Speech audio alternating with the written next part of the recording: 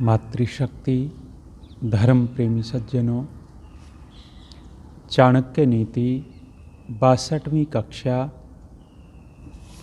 विद्यार्थी सुख चाहे या विद्या चाहे, कहते हैं सुखार्थी चेत त्यजेत विद्याम, विद्यार्थी च त्यजेत सुखम। सुखार्थीनः कुतो विद्या, कुतो विद्यार्थीनः सुखम। कहा है कि यदि सुख चाहिए किसी को तो वो विद्या को छोड़ देवे। तात्कालिक सुख, सोने का सुख, सुबह सुबह 4 बजे घंटी बजी और सोने का सुख लेना चाहता है तो कह रहे हैं कि विद्या को छोड़ देवे, घर चले जाएं, अपने सोते रहो। सुखार्थी चेत त्यजेत विद्याम, विद्यार्थी च त्यजेत सुखम। और यदि विद्या चाहिए तो सुख को छोड़ देवे। दोनों चीज़ों का इस प्रकार से मेल नहीं हो सकता जैसे अंधेरे और प्रकाश का मेल नहीं हो सकता। कोई दोनों को इकट्ठा रखना चाहे कि भाई अंधेरा भी साथ साथ रह लेवे और प्रकाश भी साथ साथ रह लेवे, ऐसा कभी नहीं हो सकता। प्रकाश होगा तो अंधेरा नहीं होगा, और जब प्रकाश नहीं है तो अंधेरा रहेगा। तो जैसे उन दोनों का मेल नहीं हो सकता, ऐसे ही विद्या और सुख का मेल नहीं हो सकता। कोई सोचे कि हमें तो मौज मस्ती ही करनी है, खेलना कूदना है, मोबाइल देखना है। वो 2 बच्चे जो भाग गए वो इसीलिए भाग गए हैं, उनको विद्या नहीं चाहिए, उनको पढ़ना नहीं चाहिए, वो कामयाब नहीं होना चाहते, आगे चल कर के अपने जीवन को ठीक रखना नहीं चाहते।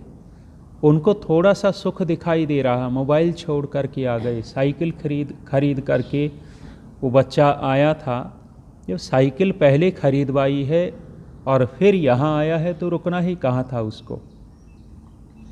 तो जो सुख चाहता है उसको कभी भी विद्या नहीं आ सकती। आचार्य चाणक्य यही बात कहते हैं कि विद्या को छोड़ देवे। ऐसा जहाँ गुरुकुल होते हैं, गुरुकुलों में या जहाँ कहीं हॉस्टल वाले स्कूल हैं, अनेक सारे स्कूल चल रहे हैं, नवोदय आदि विद्यालय भी चलते हैं, वहाँ बच्चे स्थायी रूप से रहते हैं। तो जहाँ भी हॉस्टल हैं या गुरुकुल हैं, वहाँ सुबह उठाया जाता है और नींद बड़ी अच्छी लगती है। सर्दियों में कंबल ओढ़ करके, रजाई ओढ़ करके सो रहे हों और उस समय 4 बजे घंटी लग जाए, बड़ा दुख होता है।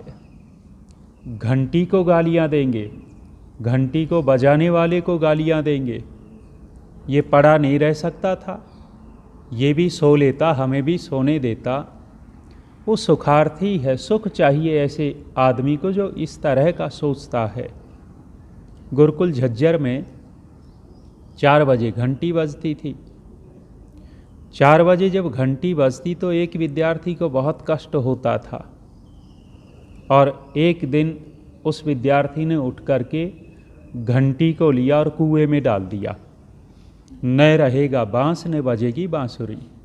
अब घंटी ही नहीं होगी तो 4 बजे कैसे बजेगी, और 4 बजे उठेंगे नहीं, आराम से सोएंगे। उस नादान को, ना समझ को ये थोड़ा ही पता है भाई घंटी कुएं में डाली है, आदमियों को तो कुएं में नहीं डाला, बजाने वाले को कुएं में थोड़ा ही डाला है।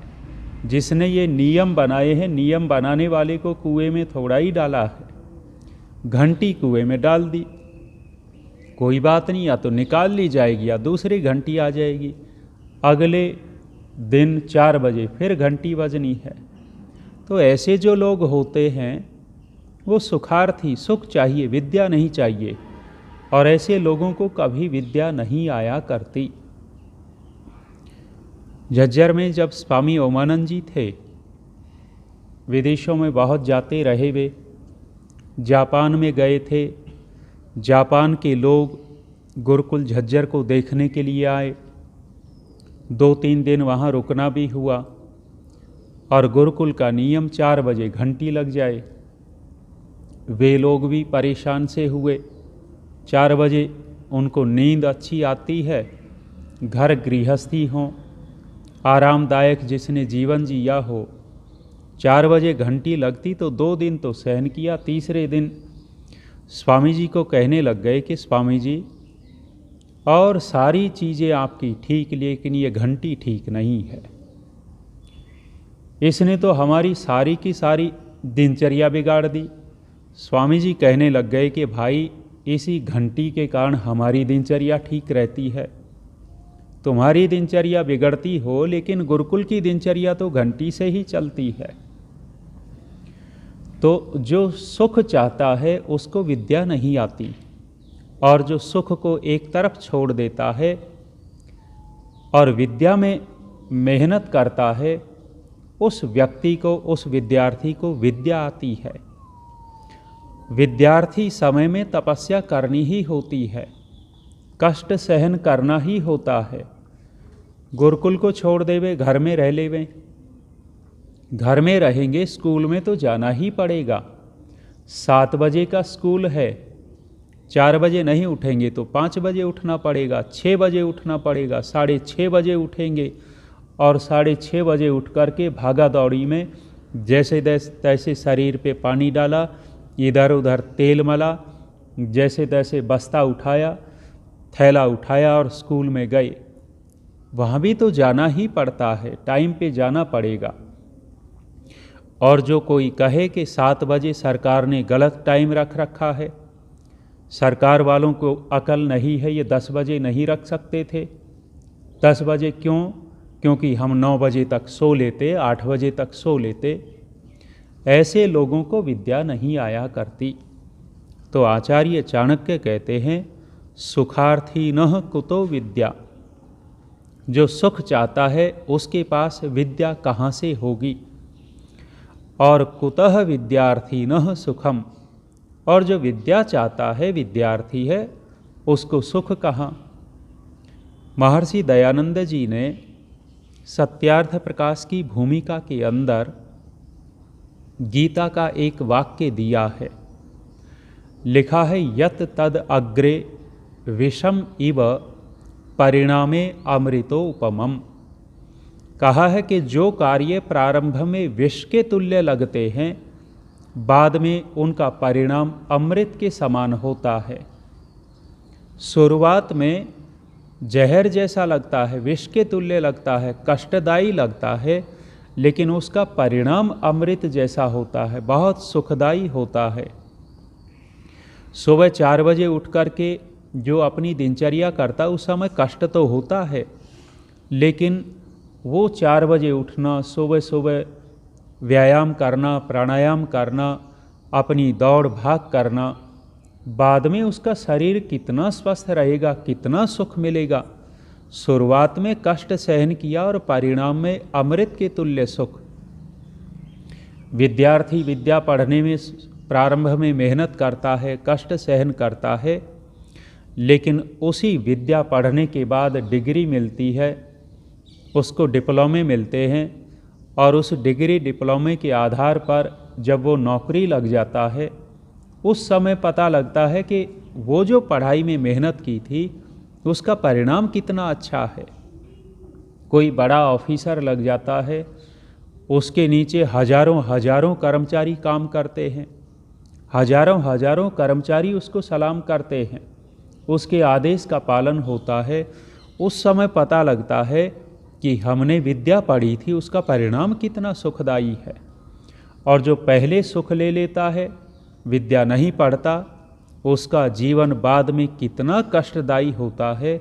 मजदूर बन कर के, दिहाड़ी करके अपना काम चलाते हैं।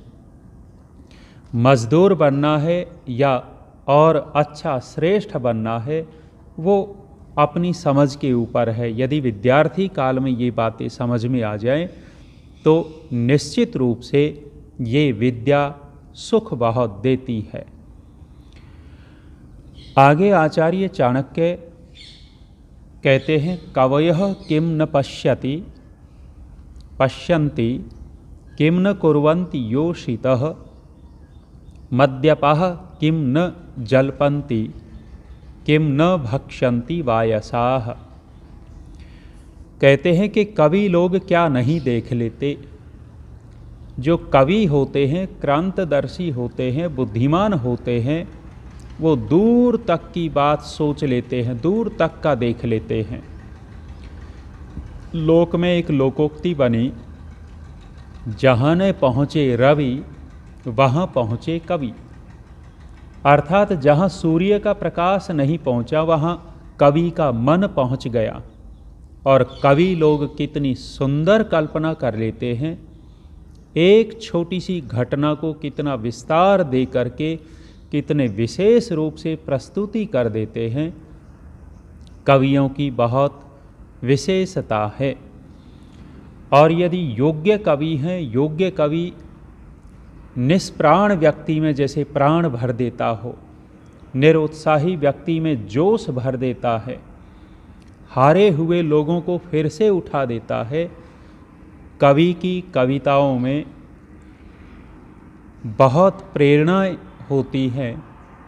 जो ढीठ कवि होते हैं, निर्लज होते हैं, श्रृंगार रस पे ज़्यादा लिखते हैं, उनकी बात नहीं है। जो राष्ट्र प्रेमी हैं, धर्म प्रेमी हैं, प्रेरणा देने वाले हैं, उनकी कविताएं निराश हताश व्यक्ति को भी उठा देती हैं। तो चाणक्य कहते हैं, कवयः किम न पश्यन्ति, कवि लोग क्या नहीं देख लेते, अर्थात बहुत दूर का विचार लेते हैं। किम न कुर्वन्ति योषितः, कहा कि और स्त्रियां क्या नहीं कर सकती। स्त्रियां क्या क्या नहीं कर सकती, निंदित अर्थ भी लिया जा सकता है, लेकिन हम निंदित अर्थ नहीं लेंगे। स्त्रियां क्या क्या नहीं कर सकती। स्त्रियां निर्माण कर सकती हैं, घर को बसा सकती हैं, अपने संतान का बहुत विशेष निर्माण उनके हाथ में होता है। हारे हुए पतियों को उत्साह दे देती हैं। कितना भी कष्ट घर परिवार में आ जाए, यदि स्त्री समझदार है तो पूरे के पूरे परिवार को संभाल लेती है। आचार्य चाणक्य कहते हैं, किम न कुर्वन्ति योषितः, वाक्य जो आता है, माता निर्माता भवति, स्त्रियों के लिए है, केवल माँ नहीं, स्त्री जाति के लिए है कि स्त्री जाति निर्माण करने वाली होती है। स्त्री और पुरुषों में अंतर करते हुए हमारे कवि लोग एक बात कहते हैं। पंडित नरदेव जी सुनाया करते थे कि संसार में स्त्री और पुरुष, पुरुषों को ज़्यादा बड़ा माना जाता है, अधिक इनको श्रेय दिया जाता है, पुरुष प्रधान समाज बना दिया गया। लेकिन स्त्री और पुरुषों में अंतर देखें, उदाहरण दे के बताया कि यदि संसार के अंदर से पूरा का पूरा संसार में स्त्रियां नष्ट हो जाएं, स्त्रियां खत्म हो जाएं, एक भी स्त्री न बचे, केवल पुरुष पुरुष बचे रहें, क्या संसार चल पाएगा? केवल पुरुष बच जाएं, संसार नहीं चलेगा। बूढ़े बूढ़े जल्दी निपट जाएंगे, जवान कुछ देर में निपटेंगे, बच्चे फिर निपट जाएंगे, पुरुष सारा विहीन हो जाएगा संसार। लेकिन कहते हैं कि पुरुष एक भी न रहे और केवल स्त्रियां स्त्रियां रह जाएं, संसार चल पड़ेगा। आज वर्तमान में सभी पुरुष खत्म हो जाएं और केवल स्त्रियां रहे, फिर भी संसार नष्ट नहीं होगा। क्यों? क्योंकि बहुत सारी स्त्रियों के गर्भ में बच्चे होंगे और वो गर्भ के बच्चे पैदा होंगे, बड़े होंगे, फिर से संसार चल पड़ेगा। लेकिन केवल पुरुष बच जाए तो संसार नहीं चलता। स्त्रियों की योग्यता अधिक है, स्त्रियों में निर्माण की योग्यता बहुत ज़्यादा है। इसी बात को लेकर के आचार्य चाणक्य ने कहा है, कि स्त्रियां क्या नहीं कर सकती। महाभारत में प्रसंग आता है कि एक योद्धा युद्ध से डर करके भाग करके घर पे आ गया। डर करके घर पे आ गया तो उसकी माँ ने उसको इतना लताड़ा और घर में घुसने नहीं दिया कि तेरे जैसे कायर को पैदा करने से पहले मैं मर गई होती तो अच्छा था। मेरा बेटा होकर के इतना कायर के युद्ध भूमि से भाग करके आ गया।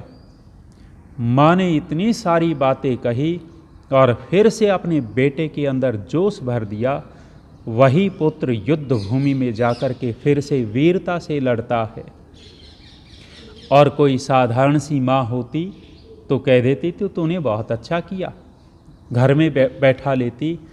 लेकिन जो समझदार स्त्रियां हैं वो निर्माण करती हैं, वो योग्य बना देती हैं। आगे कहते हैं मद्यपाः किम न जल्पन्ति। शराबी लोग क्या नहीं बक सकते। शराबी व्यक्ति कुछ भी बक सकता है, कुछ भी बोल सकता है, कुछ भी गाली दे सकता है। शराब पीने के बाद शराबी आदमी अपनी बहन को गाली दे सकता है, अपनी माँ को गाली दे सकता है, अपनी बहन के साथ दुर्व्यवहार कर सकता है, माँ के साथ दुर्व्यवहार कर सकता है। यहाँ शराब की निंदा बहुत झलक रही है इस वाक्य के अंदर। तो आचार्य चाणक्य कह रहे हैं कि शराबी क्या नहीं बक सकते, क्या नहीं बोल सकते, अर्थात कुछ भी बोल सकते हैं। भद्दी से भद्दी गाली दे सकते हैं, गिरे से गिरा कार्य कर सकते हैं, गिरे से गिरी बात बोल सकते हैं। और अंतिम बात कही किम न भक्षन्ति वायसाः, अर्थात कौवे क्या नहीं खा सकते। कौवों को देखते हैं तो कौवे कुछ भी खा सकते हैं।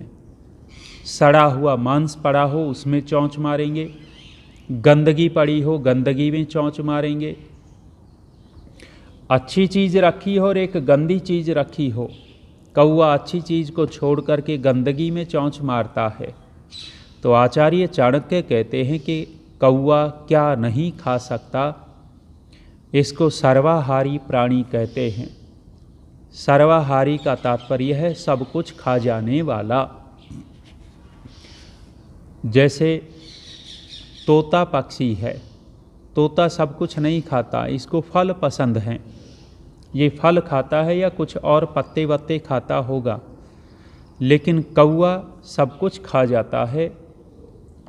और यहाँ संकेत मिलता है कि हम कौवे जैसे न हों, जो हमारे शरीर के अनुकूल और परमात्मा ने जो हमारे लिए व्यवस्था कर रखी है वही हम ग्रहण करें।